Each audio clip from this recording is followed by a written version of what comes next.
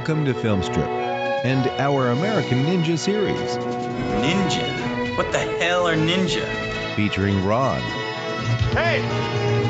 We don't stop till one of us goes down. Now! Let's go! And Jay. Who is he? I don't know. He's a new recruit. I don't even know his name. He possessed great skills. These podcasts will be spoiler-filled as we discuss the plots, characters, and details of the films. And if a word of this gets out, I'll have you shot. You understand?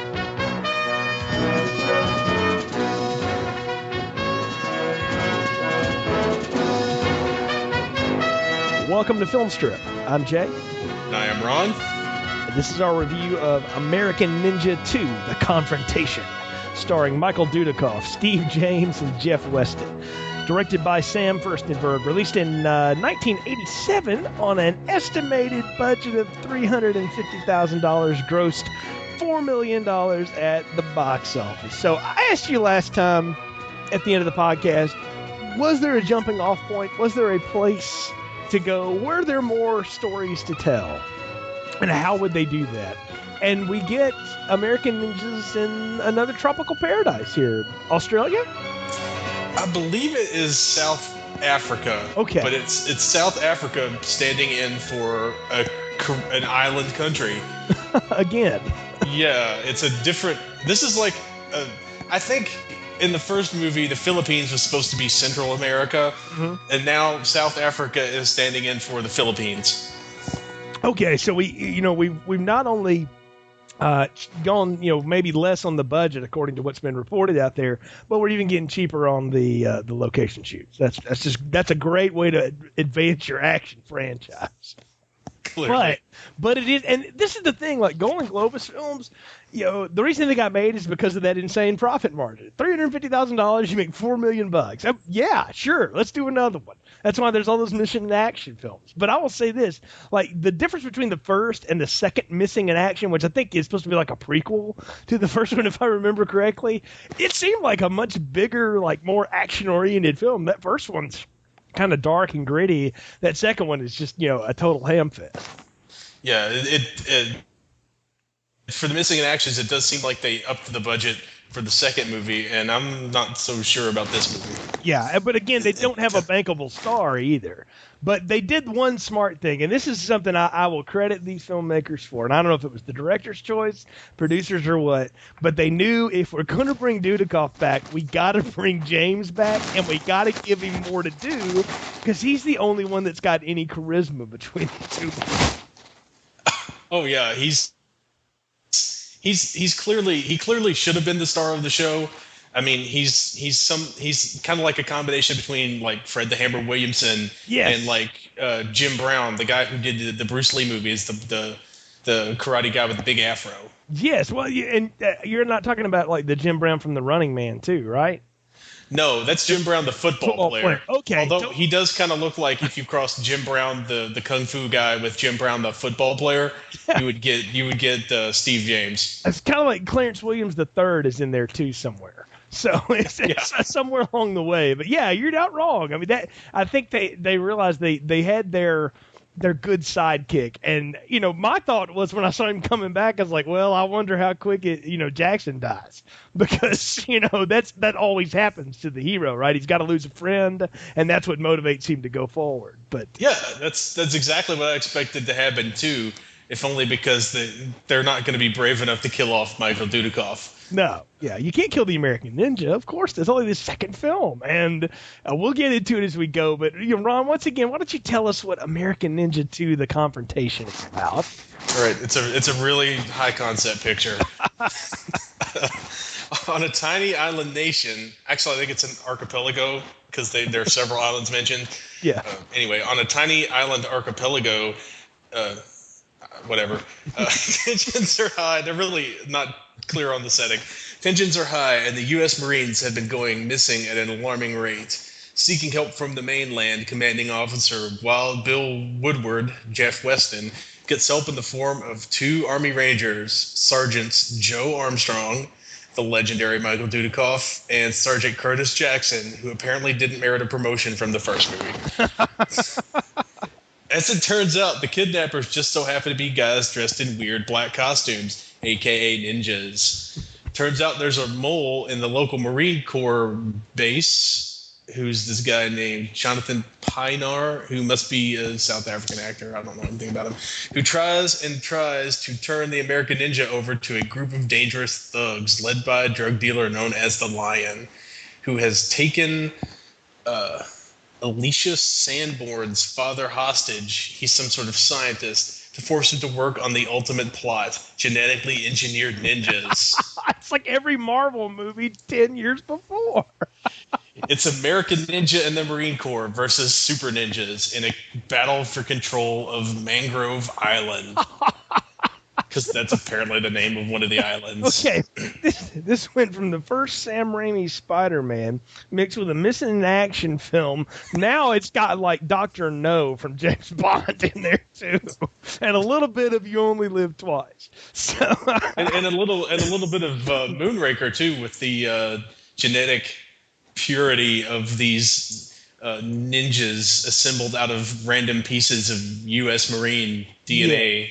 Yeah, well, let's just get into it. From the start. The opening is this motorcycle race around the, this island road, and more cheese music. And I'm actually into this. I'm like, okay, this is kind of cool. I'm like, Jackson and Joe have got motorcycles because they were driving motorcycles in the last movie. That makes sense, right? But we don't even open with them. It's people we don't know. We don't even get names, I don't think. They go into the bar, and then like the local extras from Crocodile Dundee 2 show up. That's why I thought it was Australia. Show up and kidnap all but the squirrely one. Yeah, the wormy guy avoids kidnapping, but he does it in a way that you can't tell if he's in on the plot at first or if he's just hiding because he wet his pants. Exactly. He looks like he's just standing in the corner waiting for his turn. Yeah, I kept waiting for them to, all right, they're going to beat these two guys up, and then they're just going to go kick the crap out of this dude because he's clearly not going to fight back. But no, as it turns out, he was betraying his fellow members of the Marine Corps to some nefarious plot or another. Right, and as we'll learn out later, they've taken his wife hostage or something, and he's getting, well able-bodied soldiers so that this Lion, Burke is his real name, can do experiments on them using the Professor Sanborn's drug technology or something like that. Like they're making Frankensteins out of people. And I realized something really quick as the plot unfolded, Ron. Brian and I spent an entire season reviewing season 4 of Buffy the Vampire Slayer, which is all about that the government decides let's shoot tranquilizers into demons and vampires, then put chips in their head and try to control them and make an army out of them. The stupidest idea ever. And we called it as such. And as I'm watching this, I'm like, dang you, Joss Whedon, for whatever drunken night it was that made you watch American Ninja 2 and decide to rip that off for season 4 of Buffy, because that's exactly what all these guys feel like. The commandos in charge of human experimentation. It's also a little bit of Return of the Living Dead 3. Wow. Because they have like these zombie control harnesses at the whatever the name of the corporation is. I can't remember what it's called. I just remember that one girl's stabbing herself with needles and getting topless. Yes. Yeah. And then Tarman. Yes. Leanna Quigley. How can we ever forget her? So, but the thing is the opening is definitely. I don't want to say it's good because I don't think it is, but it does lead me to this. Okay, what's going on here? Because Jackson and Armstrong arrive, and the first thing you get is that whole inner rivalry between branches of the military, right? Right. The Marines show up in the hot car or whatever to pick up the two Army guys, and they're like, oh, the Army guy. They play all that silly trope, and now that seems just overplayed and tropey. But in 1987, that would have been a common thing in film. Yeah, and I don't know how prevalent it is in real life now with the Joint Operations Forces. I think more of your rivalries between your Navy and your Marine Corps, yeah, and less between your Army and your Marines. Yeah, like they don't seem like they would be like, I know like the special forces groups for each branch have rivalry with each other, like the Green Berets and the SEALs are rivals and stuff like that. Like that exists, but the way this is played, it's the Marines are like these super cool. They're like ninja surfers or something. I don't know. They're all wearing Hawaiian shirts, so clearly they're cool. Yeah, no, like yeah, that's the thing is that they show up on this base, and Jackson and Armstrong are of course in full green uniform. They're in their dress greens, and these guys are in Hawaiian shirts, and they're talking about like the topless beach and how loose everything is. And then we meet like the commander, right? That guy is hilarious. I don't know who that dude is. I don't think I've ever seen Jeff Weston in anything else, but Wild Bill Woodward, well, I'll tell you what he reminded me of. He reminded me of a couple of G.I. Joe characters that used to be on the cartoon show. He was so much like those guys. Which he reminded me immediately, just physically, his face and like the airborne hat, the cowboy hat he wears later on. He makes me think of Wild Bill, the G.I. Joe helicopter pilot. Yes, the chopper pilot, of course, with the mustache and all that stuff. And like I'm watching him now, and I'm like, this is like a poor man's Bill Paxton, which is really saying something. Yeah, that's it. Yeah, that's another one. Yeah, but he's got all the best lines in the movie, which is great. He's like, if this word gets out about this, I'm going to shoot you. I think we put a bunch of them in the intro credits, and we will, by the way. But that's what I'm saying. It's like this guy, everything he says is hilarious because it's just so like he clearly. I don't know if this guy ever acted again. I didn't bother to look him up or anything, but it's almost like they were holding up big poster board cue cards for him to read his lines from. You go over there and do I'm like, this guy's in command? Really? Well, I mean, yeah, he has to be in command because he's got the cool hat on. Well, yeah, it's the cool hat, the cool stash, the whole bit. But I love it. That's how we introduce our characters. He throws a football in his office. Yeah, to his desk sergeant. Yeah, I don't know. If the room taught us nothing, it's that playing football in random places is the most cool thing anyone can do. This is true. This is true. And the room taught us so many valuable lessons. So, I didn't think we were going to be talking about Tommy Wiseau today, sir. But that is we've now reached a new low. We're always a thrown football or a spoon away from Tommy Wiseau territory. This is true, and I'm still convinced. I'm going to get you a copy of After Last Season at some point because you must consume. I don't know how. I cannot wait. But anyway, back to American Ninja 2. So the thing we learned here is that Jackson and Armstrong have been sent to this Marine base because 4 Marines are captured. No one knows what, and since there's the terrorism's out of the question, they don't know what's going on. And the reason they get sent to them, and they play it all for mystery, is I don't know. There were some guys in some funny black suits showed up and took them away. And Jackson and Armstrong are like, black suits, you say? Huh. Like they play it like so. Not again. Here we go again. I know, it's like not again. It's like it reminded me a little bit of how Donald Pleasance played the Loomis character in the later Halloween sequels. Like he is evil. Like the evil black ninjas are back. And I was like, it's Black Star Ninja's cousin, right? Like we're going to tie back to that first. I keep trying to tie back to that first movie, and I'm just going to go ahead and say it now. Nothing except these 2 dudes ties back to that first movie. You don't get a call back. Nothing. They didn't even talk about what base they came from.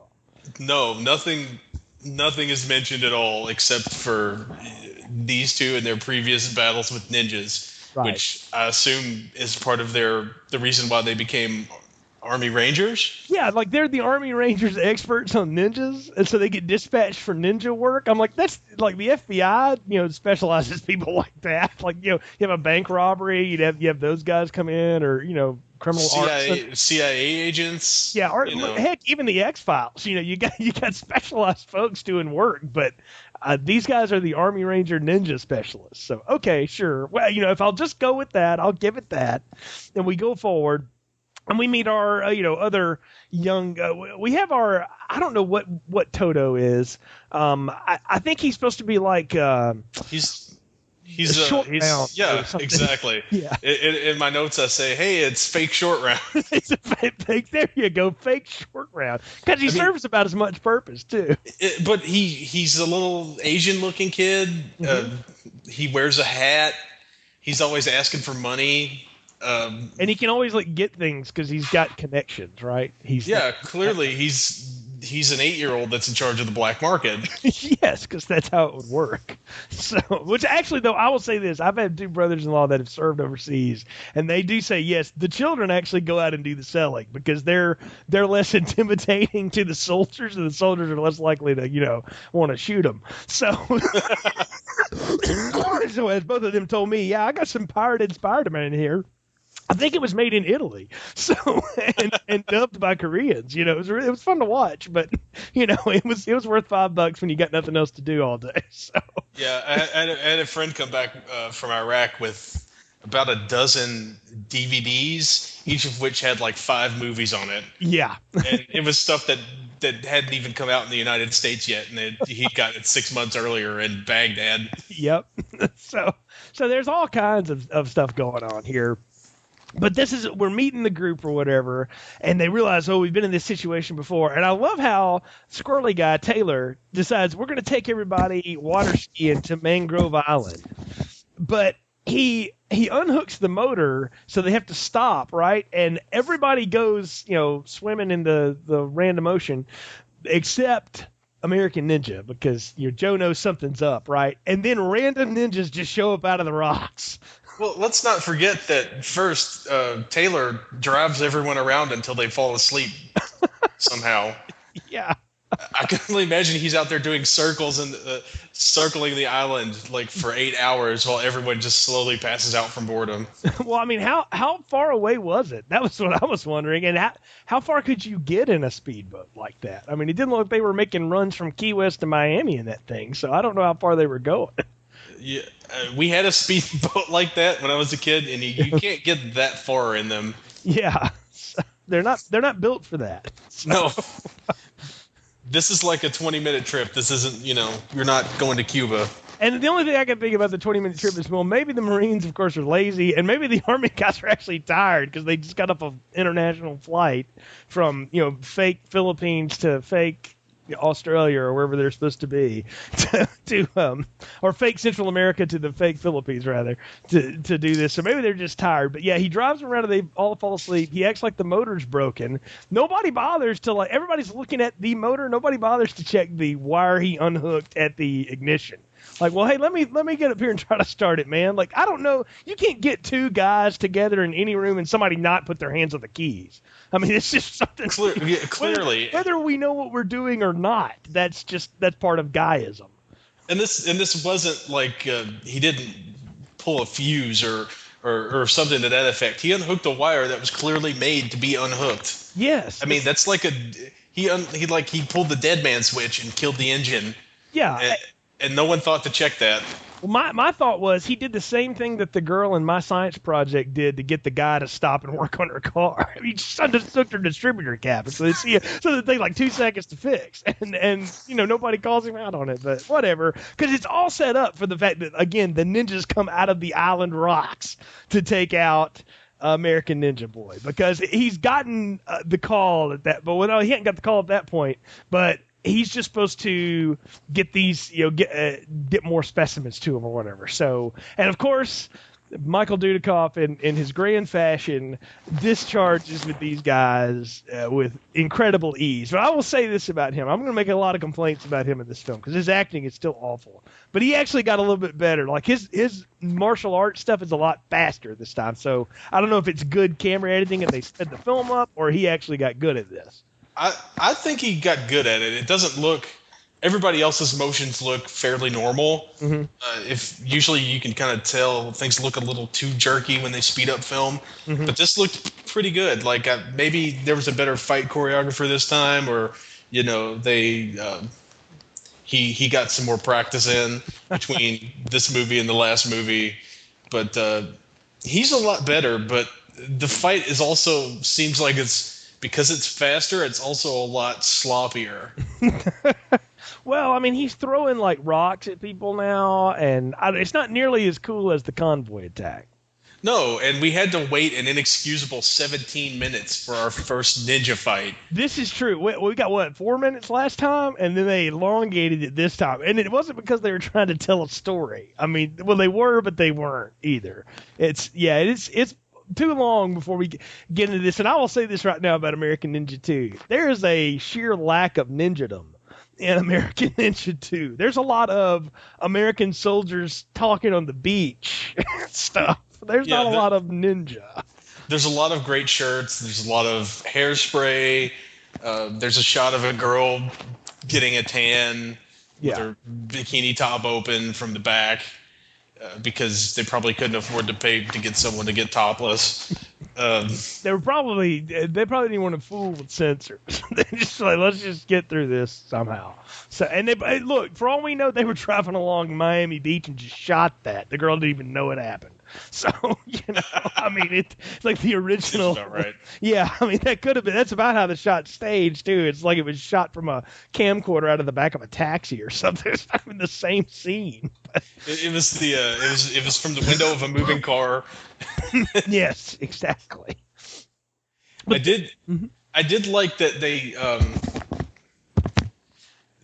had some really weird comedy elements throughout the whole movie. Yes. But they kind of start that off right away with this first fight when the 8 ninjas make a human ladder and they kind of one jumps on the shoulders of the other and jumps on the shoulders of the other, and then they all kind of like human centipede up the side of this little random mountain. Yes, as they're trying to get away from the fact that they've been bested by somebody that's clearly more than they think he's supposed to be.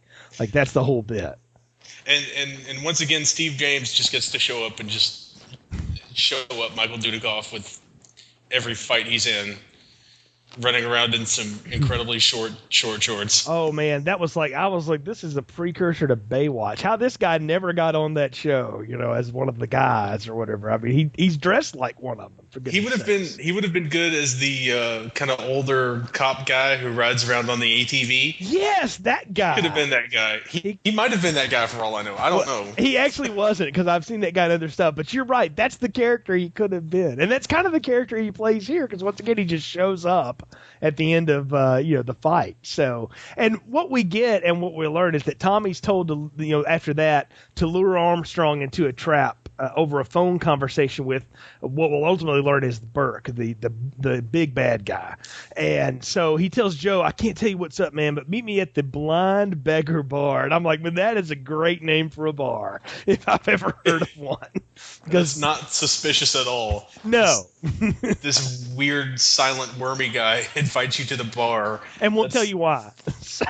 Yeah, that's totally not a setup for something terrible. No, not at all. But, even Armstrong knows, because he goes in the back door. And, of course, there's all the ruffians there. And he takes them all out piece by piece. He just beats them all to shreds. But he doesn't kill any of them this time. And that's what I noticed, is that the killing is on the down low. He's just knocking people out with, one blow and stuff, and leaving them, for their rest in the cellar. Well, he didn't kill a lot of people in the first one at the beginning either. He seems to fight to. He's one of the violent pacifists that you get in these movies, where like Steven Seagal would go on to create this character anew in every movie he did, but he doesn't kill people. He just breaks limbs and fingers and mutilates. Right, he maims them severely as he beats them. Again, the extras from Crocodile Dundee in the alleyway before he meets up with Taylor again, and Taylor starts to tell him a little bit about a drug dealer who's got his wife kidnapped and all this, and then of course he walks toward the open window, which is exactly what you should do when you're being chased by lethal assassins. That was one of the other things I remembered about this movie series. Yeah. I remembered a scene where I'd forgotten, because the Crocodile Dundee extras follow him up to the room, and he beats them up a second time. Yes. But the thing that I'd remembered from this movie was a dude walks to a window and then he comes staggering out holding this improbably long throwing spear, and then he collapses onto the bed. That's the other thing that made me want to rewatch these movies and torture you with them is this guy getting apparently. I don't know if the window was supposed to be open. It was. That's the thing. It was open, and the shutter, like the drapes, were blowing in the wind, and then all of a sudden you hear "Thoop," and he just like, ugh, and you're right. He falls down with what appears to be like an 8-foot bar sticking out of his torso, and he lays flat across the bed, and that is the end of Taylor. Yeah, I have a hard enough time setting up a ladder without hitting the ceiling. Yeah, man, I don't know how he staggered back through this window with an 8-foot spear sticking out of his chest. I know. I mean, what an awful shot. But he's gone, and of course, Dudikoff jumps out the window, Born Identity style, and is trying to figure out who he's chasing after, whoever did this, and whatever. And so he comes back and. He and Curtis. Yeah, go ahead. And it's completely pointlessly, by the way. He goes into the window for no good reason. No, I was like, why does he just come down the stairs? Because I was expecting another action scene at the end of that, and we don't get one. We cut back to the base. Yeah, there clearly should have been a ninja out there waiting for him. Or, maybe like a chase scene as the ninja runs away having killed Taylor, and Dudikoff can give chase on the back of another motorcycle or something. But no, they set up for it, and then they're just like, we don't have the money to do that. Let's just go back to the base. Yeah, or again, they just like, can we borrow this hotel room for like 5 minutes? And then somebody said, hey, we got rooms to rent here, people. Get out. And let's not mislead your listeners that this is some sort of military base. It's clearly someone's house that they rented. Yes. And to avoid having to pay for a military base like they used in the Philippines. Yeah. And they have all these guys just show up wearing their normal clothes to avoid having to rent military uniforms. Yeah, it's supposed to be except for like 5 dress uniforms we see later. Right. But it's all supposed to be like they're undercover or something, which makes no sense at all because they all go by rank. They call each other rank all the time. And one of them has a desk sergeant that is always in uniform. So it's not like they're hiding anything. I don't get it. It's almost like McHale's Navy in an action movie. Yeah, that's kind of the way it plays.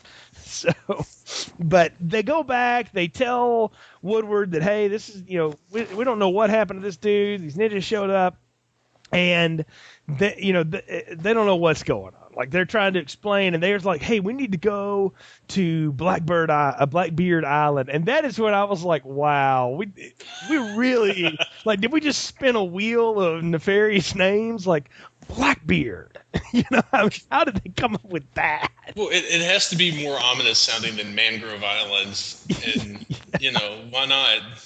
I think the name Blackbeard is public domain now, so they didn't have to pay for it. There you go. That's probably the other reason. It was at that point. It was just out there. What can we call the island again? Okay, yes, we'll go with Blackbeard. So, but yeah, Curtis and Joe tell Wild Bill that Taylor told them a location in which the lion conducts experiments, the island. And so they want to investigate, right? And he's all for it, but he's going to get approval because he wants to make sure this is all okay with the local government. And I'm like, okay, that's the first time in 2 movies that somebody in the military actually does something that people in the military would do. You're in a foreign country, you're not in your own, so you can't run around and do what you want. You have to ask permission from the local department if you want to go and investigate somebody's private island. I actually thought that was a nice plot point. I was like, wow, that actually makes sense. I think he did it so they wouldn't call attention to his Sergeant Bilko scheme that he's running. I mean, clearly this is some kind of scam. This is the vacation unit. And clearly he's like, well, I'm going to do this bureaucratic mumbo jumbo so they won't tell people that we're just down here wearing our Magnum PI shirts and drinking beer. Exactly, yes.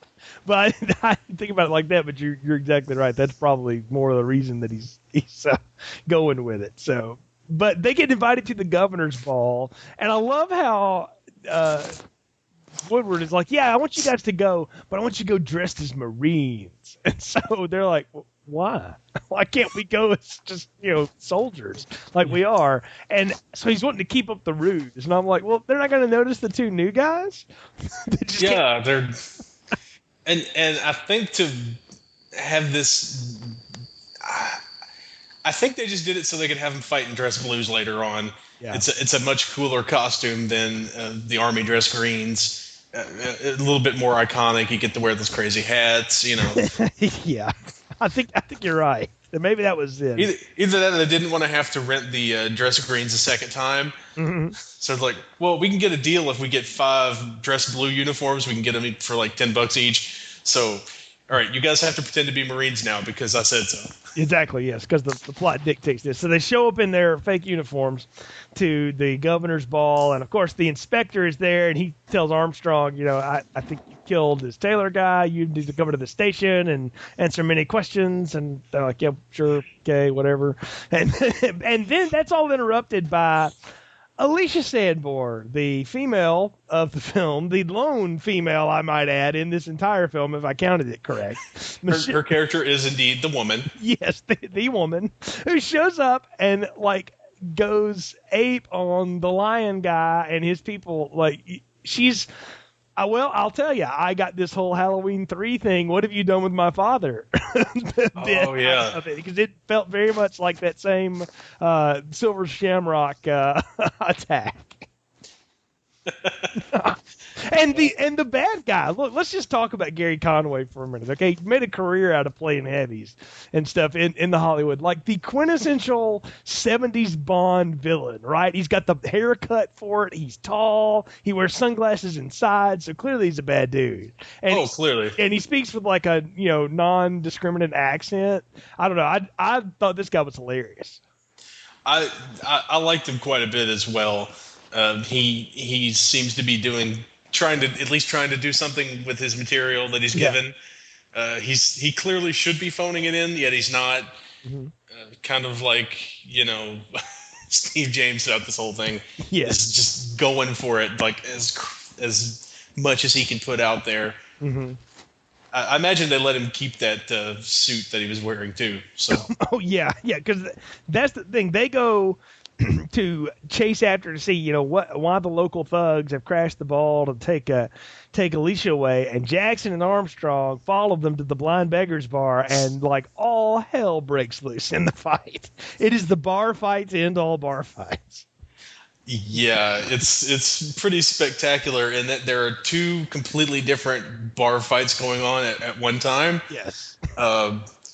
You've got the part where Steve James and the wormy sidekick are down there fighting the guys, and it could not be more of a comedy fight unless it was in like a Mel Brooks movie.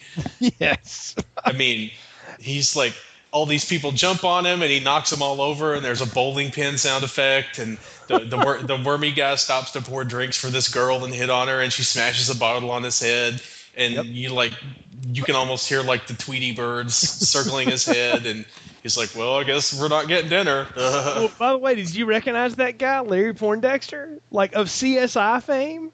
No, I did not. He's the fire inspector from CSI. There's been a lot of other stuff too, but that's what I knew from. I was looking at this guy like, I know this dude. Sure enough, I clicked on his IMDb page. I was like, yes, it's the guy. It's the CSI guy. So yeah, he was one of the CSI, magistrates or whatever. He's down the list, but he's always seems to be playing like a smarmy politician or something like that. That's kind of his whole role. Oh, the thing I remember him from, I pulled up his IMDb page because he was kind of that guy to me too. But he was in Blade the series. Yes. Oh, I forgot about that. Yeah, with Sticky Fingers or whoever it was playing Blade. Sticky Fingers. Wow, that is Blade. Blade the series is something I haven't thought about in a long time. So and judging by the ratings, no one else did either. So clearly, which is why you can get it on one side of one disc. So if you want to watch it, but it is probably on YouTube for all I know. But yeah, I love the 2 fights are going on different levels, right? All that's still going down, and when they come back, like they get out of the bar, and the car has been like Chicago's South Side ripped off, right? Like they've taken the hubcaps off of it. It's took the bumper. It took the bumper. I think it even changed colors at some point. Like it looked like a different. They took the paint. Yeah, it's like a different stunt car altogether. And then when they're driving it, and it sounds like it's about to fall apart, I'm like, they didn't have time to damage the transmission. It just looks like crap. But I guess to give the sound effect, it's got that. After the Griswolds total the family truckster sound. That's what it sounds like. Yeah, I think that's actually the sound, the ADR they used for the car. It sounds exactly the same to me. It does. They probably had it laying around somewhere and grabbed it. But yeah, they go in there and. But just to jump back to the bar fight real quick. Yeah. Let's just be perfectly clear. Curtis is having a ball. Yes. And Wormy Guy is being funny. But Michael Dudikoff, deadly serious. Yes. You've got a comedy fight, a comedy Old West bar fight on the first floor. And up at the top, you've got like dramatic music, fight to the death. He kicks a guy over a railing. And here's this life or death situation on the second floor. And on the first floor, it's a Laugh Riot, Three Stooges comedy. I can only think that played its way out because of the performers involved. Because I don't think Dudikoff's available or is capable of anything beyond that blank, emotionless thing that he's got going on. Like, he just doesn't seem to ever get angry. He doesn't seem to ever laugh. I mean, even when he was making out with the hot Colonel's daughter the last time, he didn't seem to even really be into any of that. Like, he just is kind of there. Whereas James and this Charlie guy are having fun. Like, they're enjoying it. Right. And I mean, clearly Michael Dudikoff is some sort of, I think later in the series, we've only done the first two, but I think later on we're going to find out he was some sort of robot, cyborg, martial arts guy. Oh, wow. He was again, to mention Sasha Mitchell for the second podcast in a row, he was Sasha Mitchell from Class of 99 2, The Substitute, where he was this killer cyborg English teacher. Oh, wow. I told you, I watched a lot of garbage. I'm about to say, you really know the depth. That's even getting beyond. I'm curious to see what's coming up next because I didn't know. But I love the getaway here. Like, Armstrong tracks Alicia with the help of Toto, and they're attacked by ninjas. And, of course, he takes all of them out before being rescued by the truck-driving not short round. And I love how Armstrong makes both of them jump out of the thing before he crashes the vehicle into just, like, in the middle of the most random dirt road, a stack of like barrels that are supposed to be gas barrels, but the problem is they're all plastic. So when it hits, the explosion is about a half second off, and so it goes through the plastic barrels, then blows the truck up. Oh, some high class trauma level special effects. Yeah, it was like, we got one shot at this, boys, and they messed it up, and they're like, we'll have to fix it in editing because you had one job and you did it wrong. So we can't afford real metal barrels. We got to use these plastic barrels. And beyond that, we had just enough for this one shot. We could do this one time, and you get blown up. But I love the exploding truck in the barrels scene because of course we have to have that. That kills off the ninja, right? And that's when Joe decides, I'm going to Blackbeard Island with this random girl. You need to go tell Wild Bill what we're doing so he can bring the reinforcements. But it's going to cost him $5. Right. So I'll pay you later. Yeah, it's $5. Okay, later. And we'll see that payoff at the very end. Because I had to think for a minute when he does that bit at the end about the $5. I was like, when did he offer you $5? I was like, oh yeah, that's after they blew up the plastic gas cans. So, but that's when we do the slowdown moment of the second act because they're going to wait till nighttime to travel. So I expected them to have a replay of the scene from earlier where he tears up her clothes so she can run through the jungle better and they bond. But no, we don't get that. She does heavy exposition because somebody has to explain to us what in the heck's going on. Well, clearly, I mean, it's a very complicated situation. What with the curing cancer and what was her dad doing? Like, he almost cured cancer, but then the lion bought his company and he turned it into like a bad. Let's make Incredible Hulk ninjas or something. Well, he was being supported by the U.S. and British governments, right? But then Reaganomics happened, and they stopped paying for things like cancer research and insane asylums. And, Clearly. And then the lion swoops in with this great offer. Hey, just, there's not that many steps there's not that many steps between curing cancer and creating super ninjas. Yes. So it's pretty easy to tweak your research into the right direction for super ninjaing. Yes, and they were right. And my question was, okay, so you create super ninjas, then what is the plan? Like, what are we going to use the super ninjas for? Are we going to take over a small country? Are we going to bring the world to our knees like Cobra with super ninjas? What is the plan with the super ninjas? I thought the plan was to make $5 billion in heroin. Maybe that was we're going to rip off some heroin. Why don't you just go work with these lackadaisical Marines? Maybe they're as easy to convince as the Army was the last time. They seem like they can handle themselves pretty good. Yeah, I don't.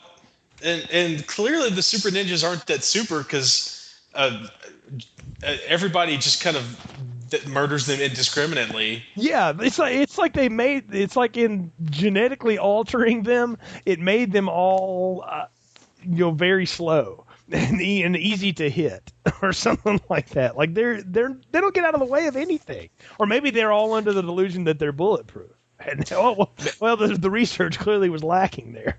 Well, I just think with the death of Black Star Ninja, there wasn't any adequate trainers available. So you've got these super genetic ninjas that just are incompetent. And I'm going to blame the 4 or 5 people that it took to write this film, because there are 4 credited. I imagine it was more like a dozen. And for somebody not going, we need a ninja with a red tattoo on the opposite eye so that we can go, it's his like brother or something. Like nobody's going to care. Like it's a Red Star Ninja. Like let's tie it back. You killed my brother. I have revenge. That's the simplest plot imaginable. Yet here we are. It doesn't happen. No, not at all. It's a total mistake, because the other thing is they waste the good bad guy. Burke and Joe never fight it out. And I really wanted to see that. Like, if he's creating super ninjas, he himself should be the ultimate ninja in disguise, right? And I can only think it's because Gary Conway in no way could, or maybe they asked him to and he's like, nah, I ain't doing that. Now, how much are you paying me? No. I'm only here for 3 days. No. So you put a guy in a mask and have that be him, and then you have an unmasking scene later, and you get the Darth Vader redemption story. Right.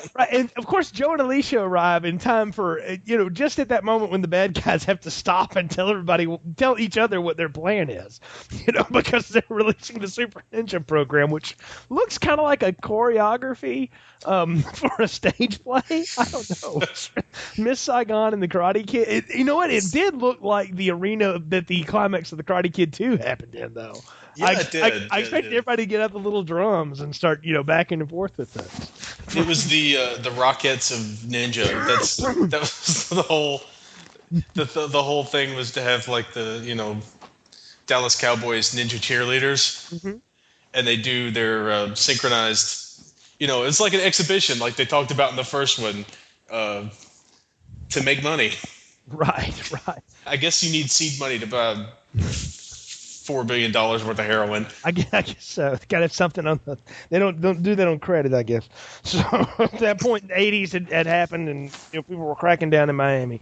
So go watch Cocaine Cowboys, folks. Billy Corben. It's a great documentary. But anyway, and Reloaded too. But anyway, so Joe and Alicia are waiting it out back at the base. They're waiting on the go ahead from the ambassador. So Joe's on his own for now, of course, which is probably how it should be at this point. But he and Alicia have snuck into this thing wearing ninja costumes. Because, they just had extras playing. Did you notice that the lion does this great speech about how these are going to be super unstoppable killing machines, and then the head ninja, whose name is the horribly racist Tojo Ken, yes, just shows up and just kills 20 of them. Like, are these your super ninjas, or are these just dudes that you have standing in for the super ninjas, and Tojo Ken's the one successful super ninja? I couldn't figure that part out. I couldn't either, because when I saw all the bodies get laid out, I'm like, why did he kill his own? Like, that didn't. unless they like hired a bunch of ninjas to say, come in here and take on our super ninjas and we'll pay you in heroin or whatever, and then they, he slaughtered all of them to show what a super ninja could be. I don't know. But you're not going to get a good ninja if you have to buy him with heroin. Yeah. What good's a heroin addicted ninja? He's probably going to be a little frail. So I would imagine it's just train spotting in Tokyo. Is it? There we go. All we needed was somebody on loking out to try to throw a star. And that would have been that. So, but I don't know. I love the Marines show up and it's a battle back and forth and the ninjas kill a lot of the Marines. I mean that's the thing I was surprised is how many of the Marines go down because they all had names and faces at this point. So I was surprised how many of them got shot. And it was a bit more of an intelligently staged battle this time. Yeah. You didn't have anybody riding on tanks. Yes. It seemed more like what would happen in an actual battle. Somewhere between the first and the second one, somebody grabbed Sam Furstenberg and said, look, man, if we actually were to do something this stupid, this is how it would go down. And maybe the military advisors in this film were paid better or paid better attention. I don't know. But they certainly staged the battles better. Yes, I agree. And they also recycled the excellent A-Team music. Is that what that was from? I was wondering if it felt very A-Team. Yeah, I think I'm going to say it's A-Team music. If it's not A-Team music, it's the good fake A-Team music from the first one. Yeah, it's either that or like non-used Airwolf soundtracks. Oh yeah, because it was very there's a little Jan Michael Vincent and Michael Dudikoff. So I mean, it certainly they could have been long lost brethren at some point. In fact, the fact that there's not an American Ninja film with both of them in it is a shame. So it's really the tragedy of the downfall of canon films. It is. That's why they are no longer here. It's not Life Force and the complete blunder that was, or Superman 4. It's that. So, but I love how we get the dual face-off. Like the professor gets freed, and then he sends his daughter away because he's going to go take out the lion, and he rigs up like C4 or whatever all over the magical serum that is the root of the whole thing, and they have that whole talkie back and forth about don't throw away the research, don't you see the possibilities? I should have done this years ago, and he's going to press the button. Cripples could walk. Yeah, and so what if people would get killed and we sell some heroin along the way? Clearly it's for the greater good. I mean, I'd assume those tanks were some sort of cloning facility, but I guess not. I don't know what that was, but it blows up, and then they hurry to get out of the way so that the explosion looks like it kills both of them, because that's what we're led to believe happens. Then they die, and then the Tojo Ken and Joe face off, and I love how every time Dudikoff gets a hit on him, like he starts doing stuff to take the pain. He's biting this rope and all this stuff, and ultimately what takes him down is 2 hard slashes to the stomach. Right, and it was the funny thing is the beginning of that very fight where they're squaring off with the swords and then they charge at each other. Yeah, that's a fight. There's a fight in Seven Samurai that starts that exact same way. They clash swords the first time, then they do it again, and then the guy dies. But in this one, Tojo Ken just gets cut from hip bone to hip bone, but apparently he doesn't die because super ninjas don't have entrails. Yeah, he doesn't totally disembowel in the first hit. It's the second one that gets him. Right. But then he just falls over dead. Joe takes off the mask, and that's where we are. But unlike the last one, we get a coda this time. Like, we don't pull away from the Blackbeard Island. We go back to Jackson and Armstrong leaving at the end of a party. Well, I mean, we had to get another shot of that house. Yes. And we had to get the payoff with Short Round. Right. We give him the Swiss Army knife, and that's his $5 payment. So. Which, I mean, I guess he's supposed to eat that Swiss Army knife. Yeah, I'm sure he's like, hey, man, this is awesome, but I really need some food. So, yeah. I clearly need more stuff to pin on my hat. Yes. I needed another piece of flair.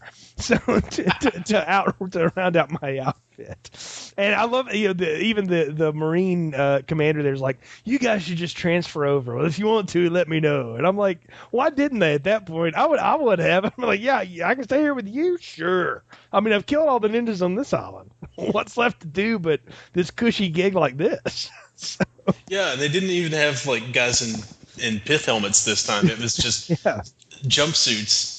Yeah. So I mean, it wasn't. I don't know. That was a pretty sweet gig those guys had going on there. But that's where they leave us, and our American ninjas run off into the sunset. And I'll say this. I want to ask you this. Why didn't they call this American Ninjas?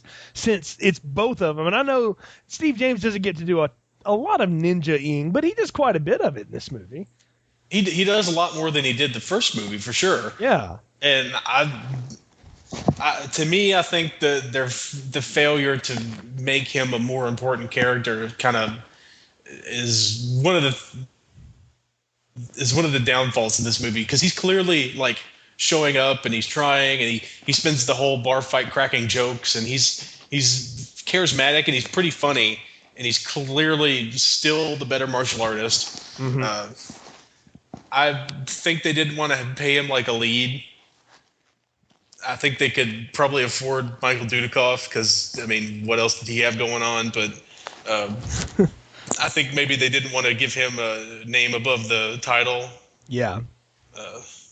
That's either that or racism. But well, there's always that too. So who knows? But we do know this: Dudikoff doesn't come back for the next one. Steve James does. So we'll talk about that next time. But first, final thoughts, recommendations, and popcorn ratings. What are yours for American Ninja 2: The Confrontation? It's not as funny to me as American Ninja 1. It's a little bit slower, but I like the fact that they inserted some deliberate comedy in there. Mm-hmm. I still like Steve James a lot. I liked the Colonel, what's his name? Wild Bill. Yeah. Was clearly a huge improvement over the last guy. The actress, the girl role, not so much. But yeah. I even didn't like horribly hate Short Round. I mean, he was unnecessary, but he was at least out of the way. I think I'd still give it a medium popcorn. It's still not going to be a good movie in the sense of a traditionally good movie, but I think is like a good companion piece for your bad 80s movie night. I think you may as well go for American Ninja and American Ninja 2. Well, I'll say this about American Ninja 2. There are things about it that I like tremendously. I think the Marines are much better, comic foils and sidekicks than the Army base was last time. I do think they use Steve James more, which is a good thing. I liked that. But the problem for me is that I feel like the bad guy here is good, but he's wasted. Like, I don't get enough time with the lion. I don't get enough time with Burke and what he's doing. And the girl, the lone female, is a horrible downturn from Judy Aronson. And I'm going to tell you right now, nothing against you, Judy, but if they downgrade over you, sister, they have lost it. Like that. I mean, they got one of the many chicks who get killed in a Friday the 13th movie is a better action than the lead of this film, who's supposed to be like, I don't know. She's fighting for her father's cause or whatever, but in the end, she just winds up sitting over by a pillar and watching people get killed. And I don't understand that, because clearly at one point she had a shotgun. Yeah, I was like, start laying some shells down range, darling. It's just spray. Do something. I did like when Tojo Ken pulled a shotgun out of Hammer's face during that fight. Yes. As if we needed more reinforcement that only Michael Dudikoff is a true ninja, and all the bad guy ninjas are willing to take any shortcut necessary, including materializing a shotgun out of nowhere. We got to have our magic moment.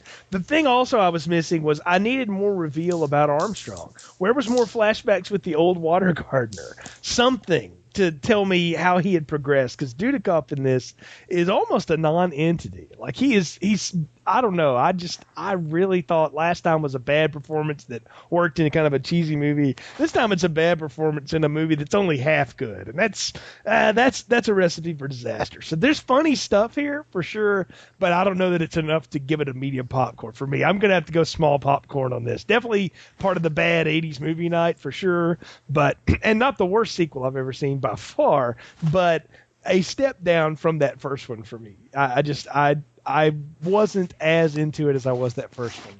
And I'm left wondering where they go, because I know the next one is called Blood Hunt, and I have no idea what that means. I'm like, is it going to be ninjas and vampires? Because that would be kind of, cool. So.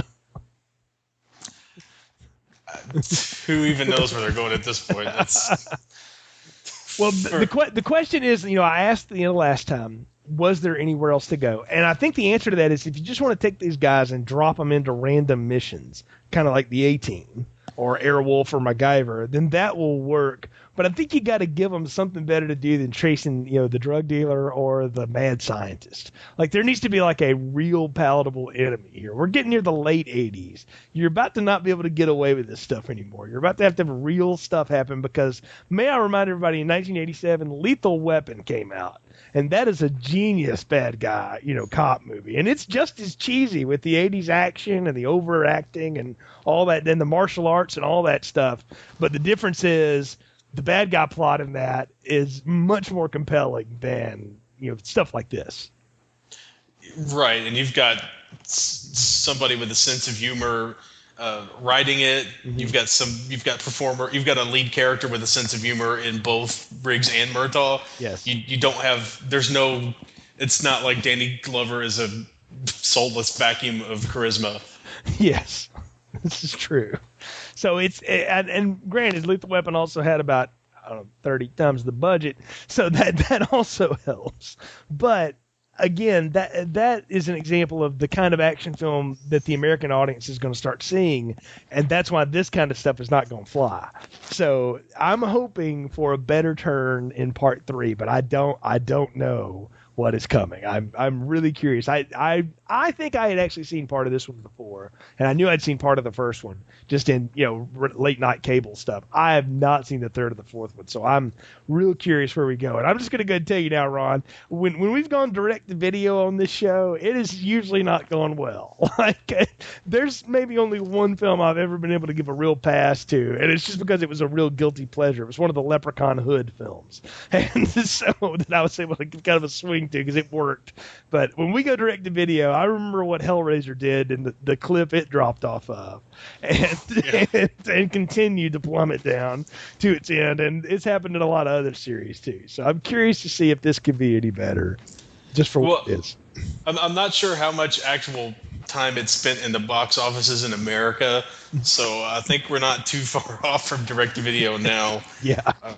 My only hope is that they have more primary color ninjas back for the third one. Because clearly there are some like red and orange and yellow ninja costumes that are moldering in a warehouse somewhere that they need to get out of storage and bring it back to the Philippines. There we go. Maybe we go back to our roots. We station Jackson back there, and he's the commander now. I don't know, but I'm curious to see where we go with that one as well. Folks, thanks for listening to this latest edition of Film Strip. You can find more episodes on our website, continuousplaypodcast.com. Just click on the link for movies. You'll find all the old Film Strip series there, as well as links to our Facebook and Twitter page and our iTunes feed, so you can leave us a review there if you like the show. And also, you can find links to our other podcast ventures, The Art of Slaying, our Buffy the Vampire Slayer retrospective, and the Famous Factor General Film Discussion podcast. You can find all there at continuousplaypodcast.com. Ron, folks can follow your writing at Den of Geek and popfi.com, correct? Correct. All right, and so folks, check those out. Let us know what you think, and as always, we appreciate your support.